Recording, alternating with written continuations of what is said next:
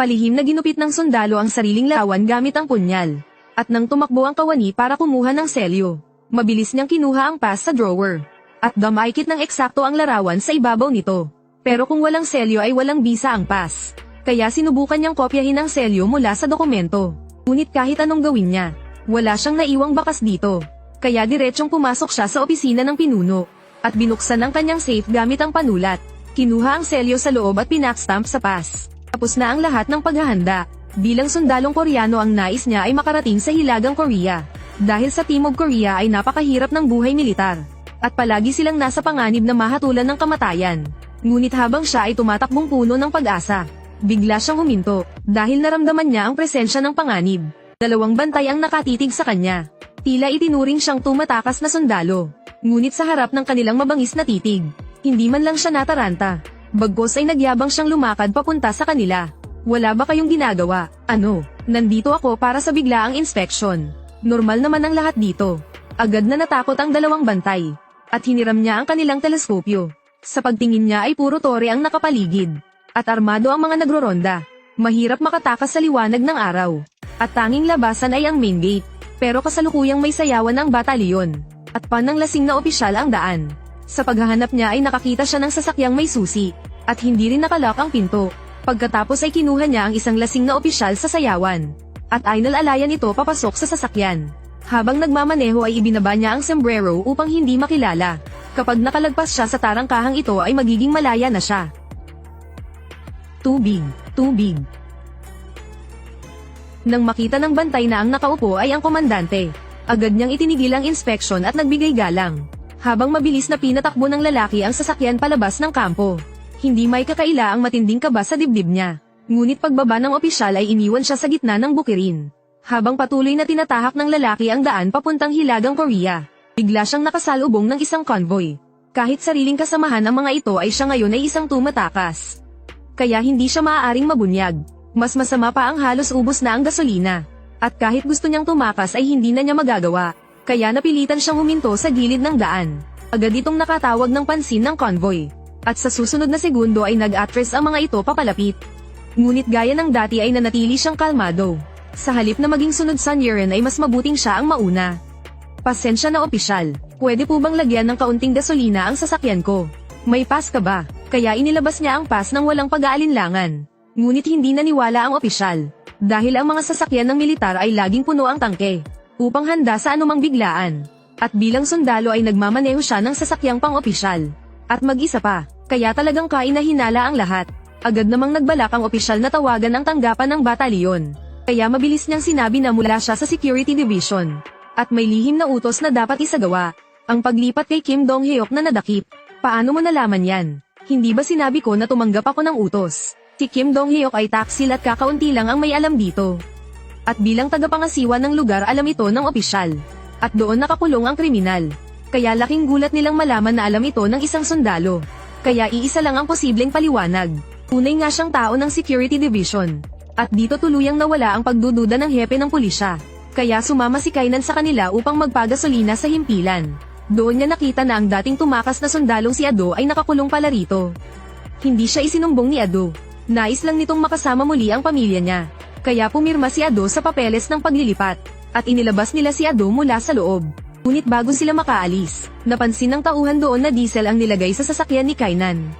Samantalang gas ang binanggit ni Kainan kanina, kaya agad silang nagduda.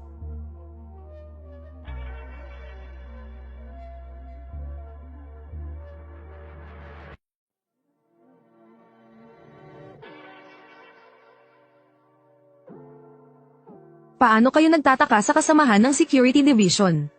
Ngayon lang siya naitalaga kaya normal lang magkamali, bagamat muntik na siyang mabuking. Sa huli ay hindi sila nakahalata, pero nagtalaga ang kapitan ng 2 tao upang bantayan sila.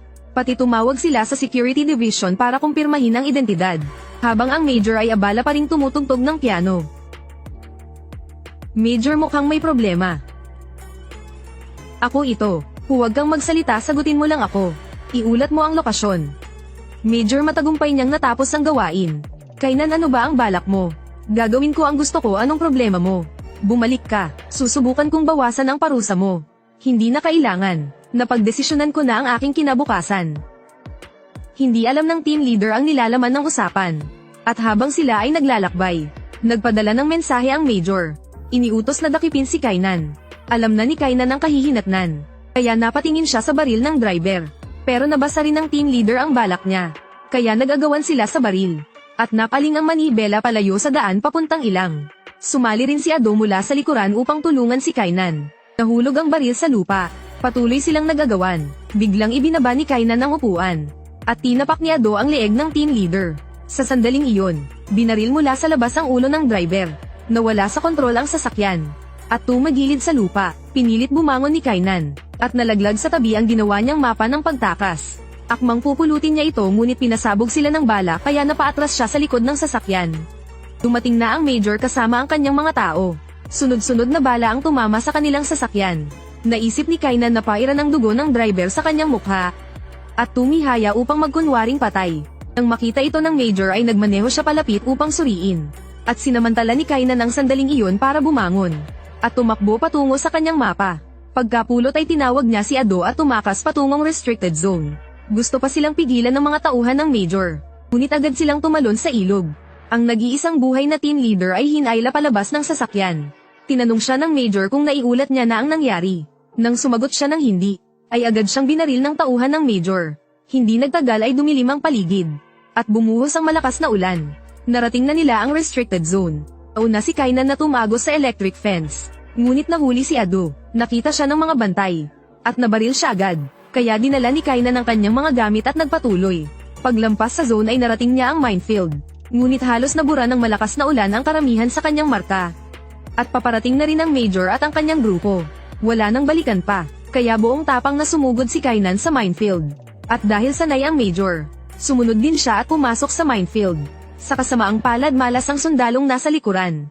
Kitatapak pa lang niya ay tinamaan na siya ng mina. Hindi na rin naglakas loob ang Major na pumasok. Samantala ligtas nang nakatawid si Kainan sa minefield. Nasa harapan na niya ang hangganan. Kaya tumakbo siya ng buong lakas. Ngunit nahulog siya sa kumunoy. At sa isang iglap ay lumubog ang buong katawan niya. Buti na lang maliit lang ang bahaging iyon ng kumunoy. At nakayanan niyang makaahon. Narating niya ang military demarcation line. Hindi siya nadali ng mina sa minefield. Pero dito ay natapakan niya ang isa.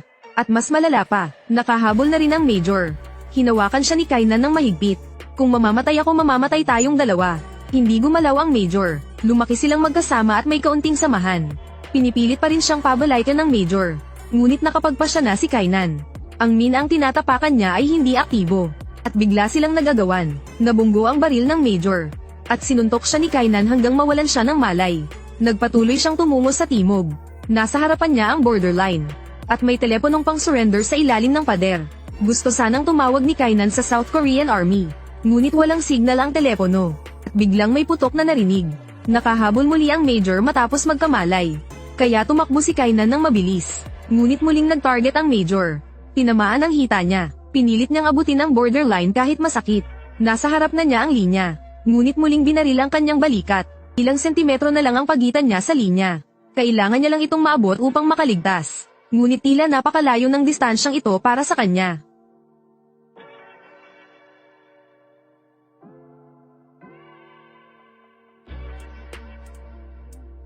Sige na, itataas mo ang dalawang kamay kung hindi babarilin ka agad. Nilabag ninyo ang kasunduang militar ng United Nations. Kapag nagpaputok kayo kami ay agad nagagantay. Sa huli ay pinili ng Major na umalis. Agad lumapit ang sundalong mula sa timog sa tabi ni Kainan. Nais mo bang sumuko? Nais kong sumuko, matapos matagumpay na makatakas si Kainan. Natagpuan niya ang ina at kapatid ni Ado. Kahit ginulo ni Ado ang kanyang plano.